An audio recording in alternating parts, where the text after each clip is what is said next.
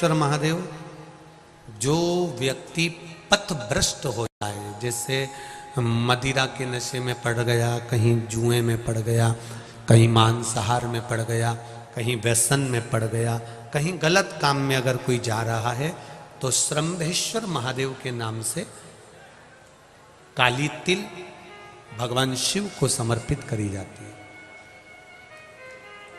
महाराज काली तिल को वापस उठा कर ले आते हैं।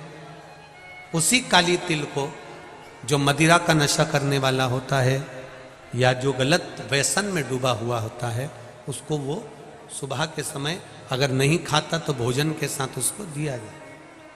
श्रम्भेश्वर महादेव। एक बेलपत्री का भी बहुत अच्छा प्रयोग है श्रम्भेश्वर महादेव का। मदिरा पीने वालों के लिए, मांसाहार, व्यसन में, जुए में, वेश्यावृत्ति में, पर नारी में, गलत जगह पर जो डूबे रहते हैं उनके लिए पहले की कथा में उसका वर्णन किया है बेलपत्री का। श्रम्भेश्वर महादेव। एक बार सब बोलेंगे, कौन से महादेव? श्रम्भेश्वर महादेव। फिर जम के बोल लो एक बार, श्रम्भेश्वर महादेव। जब हमारे घर में क्रोध बढ़ता है या कोई गलत कार्य में जाने लगता है तो श्रम्भेश्वर महादेव का हमें शरणागति लेना चाहिए। श्रम्भेश्वर महादेव का पूजन करना चालू कर देना चाहिए।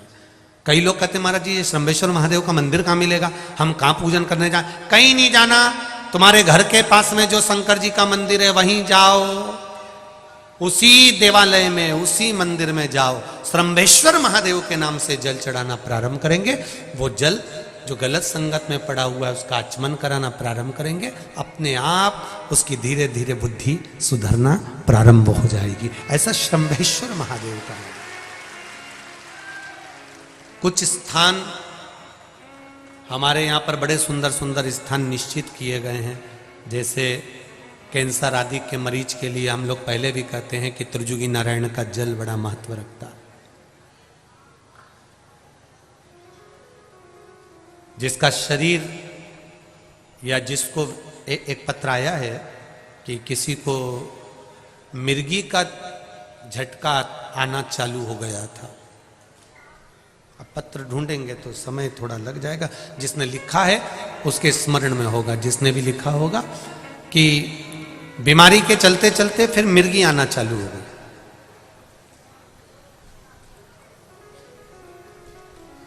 जिसने भी लिखा है वो दोनों हाथ एक बार हिला देना। जिसके लिए भी लिखा हुआ वो इतना ध्यान नहीं आ रहा। तो उनको मिर्गी का झटका आना प्रारंभ हुआ।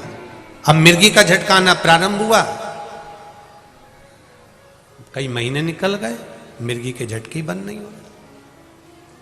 तब उन्होंने पत्र में लिखा है कि श्रम्भेश्वर महादेव का आपने जो वर्णन करा था 31 बेलपत्र वाला, गुरुजी हमने वो 31 बेलपत्र वाला प्रयोग करना प्रारंभ करा। और उन्होंने पत्र में लिखा है कि मिर्गी के झटके भी बाबा की कृपा से ठीक हो गए हैं। अब कोई झटके उनको आ नहीं। श्रम्भेश्वर महादेव का जो वर्णन है, श्रम्भेश्वर महादेव का जो गुणगान है, ये कोई साधारण नहीं है। शिव महापुराण में भागवत के प्रहलाद चरित्र को लाकर रखा गया है केवल श्रम्भेश्वर महादेव के प्रागट्य के लिए। ऐसा श्रम्भेश्वर महादेव का गुणगान। एक बार फिर आप लोग भूल ना जाओ उसके लिए एक बार फिर से बोल लो, कौन से महादेव? श्रम्भेश्वर महादेव। ये श्रम्भेश्वर महादेव जैसे कुंदकेश्वर महादेव।